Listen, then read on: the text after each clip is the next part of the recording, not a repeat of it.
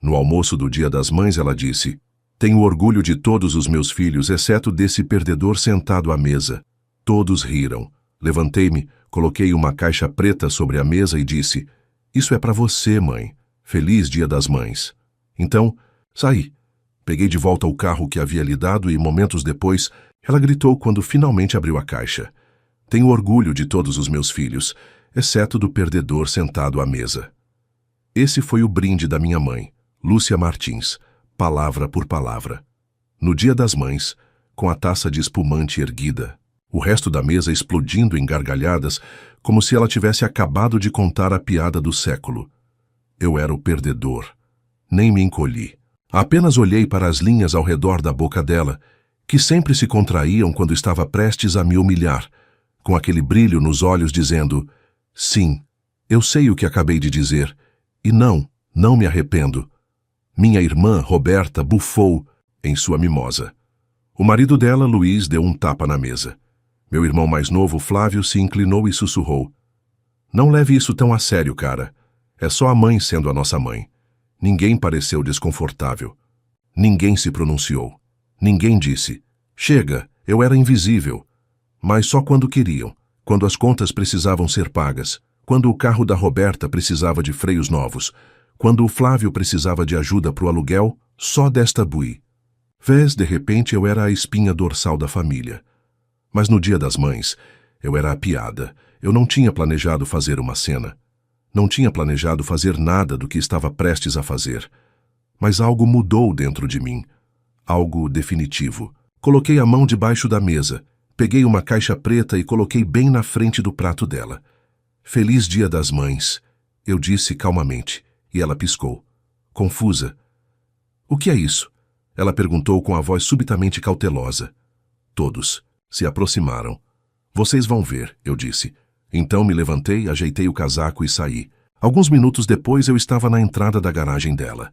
Abri e entrei no carro que havia dado a ela no ano anterior, o mesmo com que ela se gabava no clube de leitura da Vila Mariana. Aquele que contava aos amigos que tinha ganhado do filho favorito. Ela nunca contou que era eu, mas eu tinha a segunda chave. Entrei, liguei o motor e arranquei devagar, calmamente, como se estivesse apenas cumprindo um dever. Ela gritou ao abrir a caixa. Eu não ouvi, mas imaginei, vividamente. Sua voz estridente ecoando pela casa. Os dedos perfeitamente cuidados agarrando as bordas da caixa, encontrando o que eu havia deixado para ela. Uma única foto. Era eu, com 10 anos, segurando um cartão de Dia das Mães feito à mão e um buquê de flores que comprei com as moedas, que economizei por não ter almoçado por uma semana. No verso da foto, escrevi: "Esta foi a última vez que pensei que era importante para você." Foi assim que tudo começou. Não a guerra, mas o acerto de contas. Por 2 semanas após o Dia das Mães, ninguém disse uma palavra.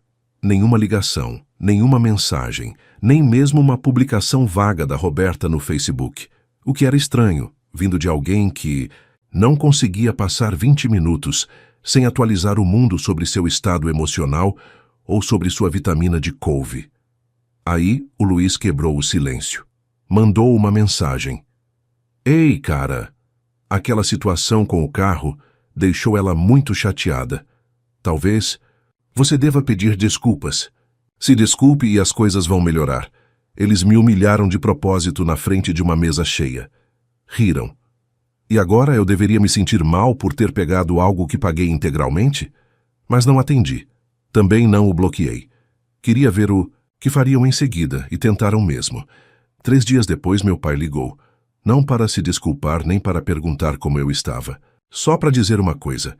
Se você já parou de agir como um caçador de atenção, precisamos de ajuda com o Flávio. Eu ri tanto que quase deixei meu celular cair. Flávio, o menino de ouro, o futuro da família, o que só precisa de tempo para se encontrar.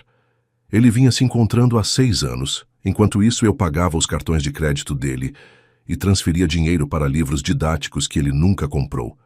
Eu disse a mim mesmo que estava farto. Eu realmente acreditei. Mas aí cometi o erro de voltar. Não por eles, mas pela minha avó, Dona Iracema. Era seu aniversário. 83 anos.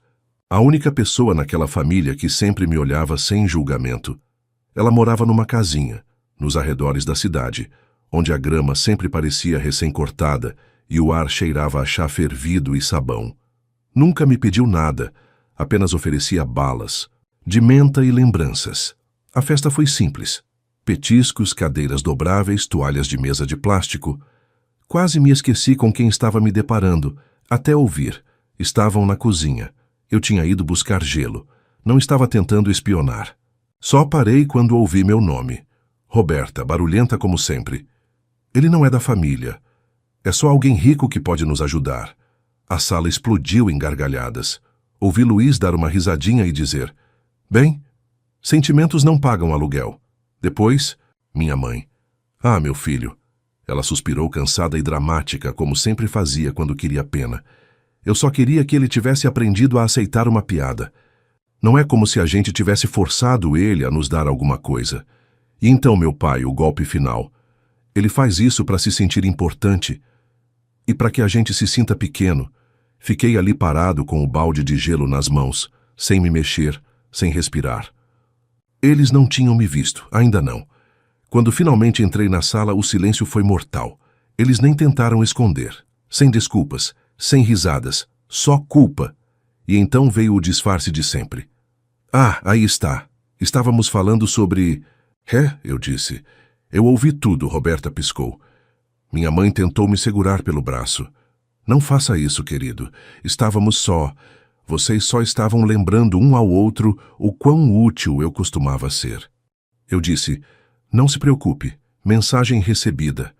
Eu não fui embora. Ainda não. Minha avó ainda não tinha comido o bolo. Mas eu observei. Observei como ninguém me olhou nos olhos pelo resto da noite. Como o Flávio me entregou o prato como se estivesse oferecendo um acordo de paz. Como o Luiz tentou puxar assunto sobre o mercado de ações, como se fingir que nada tivesse acontecido fosse reiniciar a linha do tempo. Eles sabiam que eu ia sofrer. Também sabiam que eu não ia gritar.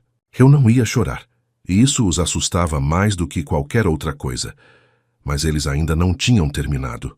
Uma semana depois, recebi um e-mail do meu banco. Uma tentativa de transferência havia sido feita usando uma conta conjunta antiga que eu tinha com o meu pai. Algo que abrimos quando o ajudei a refinanciar a casa há 4 anos. A conta estava inativa. Eu tinha até esquecido que ela existia. Mas, pelo visto, eles não tinham. Liguei para o banco, congelei a conta, sinalizei a tentativa de fraude. Depois dirigi até a casa deles. Não para confrontar, apenas para observar. Eles estavam jantando. Tacos, pelo cheiro. Não bati. Não disse nada. Fiquei do outro lado da rua, com as mãos nos bolsos, enquanto as janelas brilhavam com aquela luz acolhedora de uma família reunida. Eu não estava lá, mas costumava estar. Eles só me viram quando a Roberta saiu para levar o lixo. Ela congelou ao me ver e sorriu, como se nada tivesse acontecido. Você está sendo dramático de novo, disse ela. Entra. Hoje é terça-feira de tacos. Aproximei-me dela. Não cheguei muito perto, só o suficiente. Você tentou me roubar, eu disse. Você brincou comigo, me usou, zombou de mim. E agora eu tenho que sorrir enquanto como tacos? Ela deu de ombros. Famílias brigam. Eu me inclinei. Não. Famílias se separam. Então me virei. Ela não me seguiu. Mas na manhã seguinte, ela mandou uma mensagem. Não faça nenhuma loucura, você vai se arrepender. Ela estava certa, eu estava prestes a fazer uma loucura. Mas nunca me arrependeria, porque finalmente vi a verdade. Eu não era a família deles. Eu era a estratégia deles. E o jogo tinha acabado.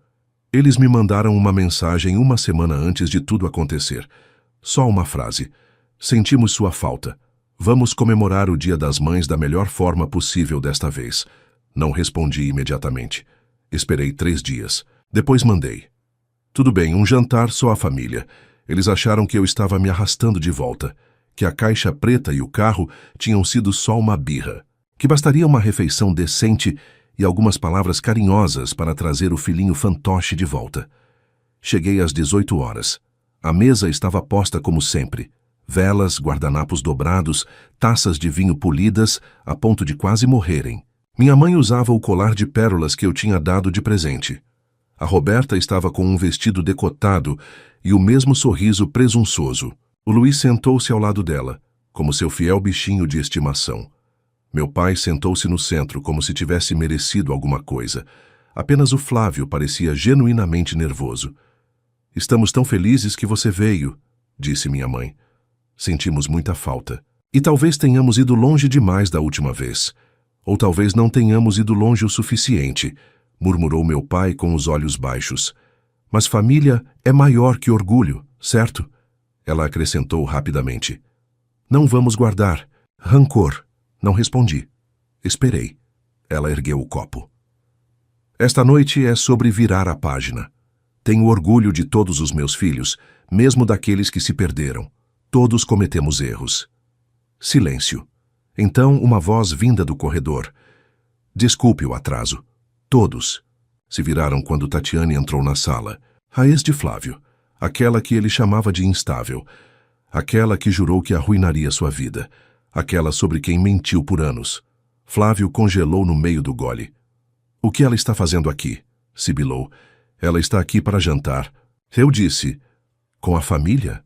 Tatiane sentou-se ao meu lado, elegante e serena, e tirou um pequeno envelope da bolsa. Colocou-o delicadamente sobre a mesa. Já fiquei quieta tempo demais, disse ela, mas fui convidada aqui para contar a verdade. Meu pai se inclinou, pronto para resmungar alguma coisa, mas Tatiane se adiantou. Dona Lúcia, disse, ela olhando diretamente para minha mãe. Em janeiro, tomando vinho, a senhora me contou isso sobre seu filho. As emoções dele são a coleira dele. Ele paga quando se sente culpado. Ele não é considerado da família. Ele é uma estratégia. Virei-me para Flávio. E você? Você achava que eu não estava atrás da parede do corredor quando disse que queria que ele se sentisse um nada? Só por uma vez, Flávio explodiu primeiro. Ela está mentindo, isso é uma armação. Você a trouxe aqui para nos emboscar? Roberta se intrometeu. Você está falando sério de novo? Precisa de ajuda? Você quer falar sobre ajuda? Interrompi. Enfiei a mão no bolso do casaco e tirei um extrato bancário impresso. Aqui está uma transferência bancária. R$ 12.500 da minha conta para a sua. Aprovada, mas não por mim. Deslizei o extrato sobre a mesa. Isso não é um erro, isso é fraude. Meu pai se levantou de um salto. Isso é traição, ele gritou. Viemos aqui para fazer as pazes e você traz essa cobra? Minha mãe já tinha começado a chorar. Mas era o tipo de choro que atrizes fazem em novelas. Só o suficiente para parecerem trágicas, sem estragar a maquiagem. Eu não sei o que você quer de nós. Ela sussurrou. Eu me levantei. Eu não quero nada. Nem suas desculpas, nem suas ligações, nem sua culpa. Eu quero distância. Olhei cada um deles nos olhos. Não sou mais seu filho, sou sua consequência. Então tirei uma última coisa do meu bolso, um envelope lacrado. Aqui está o encerramento formal de todas as contas conjuntas. O acesso à minha empresa desapareceu. Meu nome no contrato foi atualizado. O vovô se certificou disso antes de falecer. A Roberta foi removida. O papai apagado. Deixei o envelope cair em frente ao copo da minha mãe. Esta é a sua herança agora. Vazia. Assim como o respeito que você me demonstrava. Então peguei uma foto antiga. Eu, aos 10 anos, segurando um cartão feito à mão e um buquê. A última vez que pensei que isso importava. Rasguei-a ao meio, coloquei os pedaços sobre a mesa e disse: um para cada um de vocês. E fui embora. Ninguém me seguiu. Nenhuma palavra. Apenas um longo silêncio ofegante. Na porta olhei para trás uma última vez. Seus rostos não estavam zangados. Estavam arrasados. Eu não fiquei furioso. Não postei nada online. Não fiz discurso. Abri meu laptop e uma planilha. Ao longo de 8 dias, sentei-me com um amigo meu, um contador certificado, e elaboramos uma lista. Uma auditoria completa. Não da vida deles, da minha. Cerca de R$ 21.100 destinados à mensalidade. Do Flávio nos semestres que paguei até ele se estabelecer. Acontece que ele se adaptou bem ao fracasso. R$ 12.800 para o carro da Roberta. Um aluguel em meu nome. Só até ela conseguir aprovação para o próprio 1,6 mil. e R$ 400 para despesas médicas da mamãe.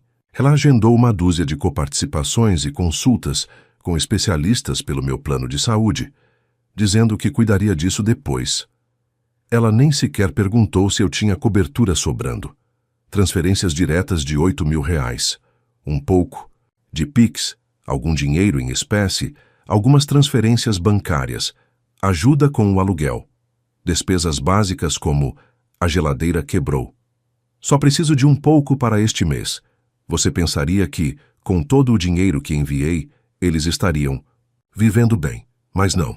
Ainda conseguiam parecer pobres e falar como ricos. Presentes no valor de R$ 1.650, feriados, aniversários, bodas de prata, a cama que comprei para meus pais depois que meu pai jogou a antiga fora num ataque de bebedeira. Parabéns da Roberta pelo noivado, comemorado num fim de semana no spa. Para fazer recados, passei no meu jantar de sushi de primeira classe. Tudo registrado com recibos, capturas de tela, carimbos de data e hora. Até algumas impressões de mensagens de texto. Você pode enviar hoje à noite o síndico do prédio. Está complicando as coisas. Se eu perguntar para a mamãe, ela vai surtar. Só até a semana que vem. Total, R$ 48.650,47. Não é um número simbólico, não arredondado. Preciso, frio, limpo. Entreguei o arquivo ao meu advogado. Cara quieto, brutal quando necessário. Nós estudamos juntos. Certa vez eu paguei o curso preparatório para a OAB dele. Ele nunca esqueceu disso. Você quer o valor integral? Ele perguntou. Ou deixa um pouco de dignidade para eles? Cada centavo, eu disse. Sem juros, sem enfeites, sem drama. Apenas fatos. Dias depois eles receberam as cartas certificadas. Uma para meu pai, uma para minha mãe, uma para a Roberta. Assunto: dívida familiar pendente. Isto não é vingança. Isto é encerramento. Em anexo, um detalhamento verificado do apoio financeiro prestado entre 2016 e 2025. Total devido: R$ 48.650,47. Favor efetuar o pagamento integral em até 90 dias corridos, por transferência bancária certificada. Caio Martins. Roberta foi a primeira a ceder. Você só pode estar brincando. Está contando presentes? As mensagens dela não paravam de chegar. Você precisa de ajuda. Sério, você quer destruir essa família? Eu não respondi. Deixei as palavras dela sem ler, sem tocar. Meu pai ligou para o meu advogado. Tentou a abordagem da voz severa. Somos do mesmo sangue. Você não pode processar o seu próprio pai. Ele não gostou de ouvir que sim, é possível. Principalmente quando há documentação e legitimidade legal. Minha mãe não ligou. Ela enviou uma carta escrita em letra cursiva cuidadosa. Borrou a tinta nos lugares onde devia ter enxugado os olhos. Eu te dei a vida. Fiquei acordada com você quando estava doente. Rezei por você. E agora você manda advogados? Sem desculpas. Sem responsabilização. Apenas culpa. Armada, como ela sempre gostou. Flávio não falou ou fez simplesmente nada. No 21º dia entramos com ações civis oficiais. Roberta entrou com uma reconvenção alegando danos morais. Disse que eu a manipulei para aceitar dinheiro. Perdeu feio. O juiz nem pareceu impressionado. Apenas leu o registro das transações, as mensagens de texto, os reconhecimentos por escrito. O caso foi arquivado em menos de 1 hora. Papai se recusou a responder. 3 semanas depois, entramos com um pedido de julgamento à revelia, uma dívida pendente, 2 advertências de penhora e uma bandeira na conta corrente principal dele. Mamãe não compareceu ao tribunal. Não apresentou resposta. Mas, quando tentou pagar os remédios na farmácia na semana seguinte, o pedido foi negado.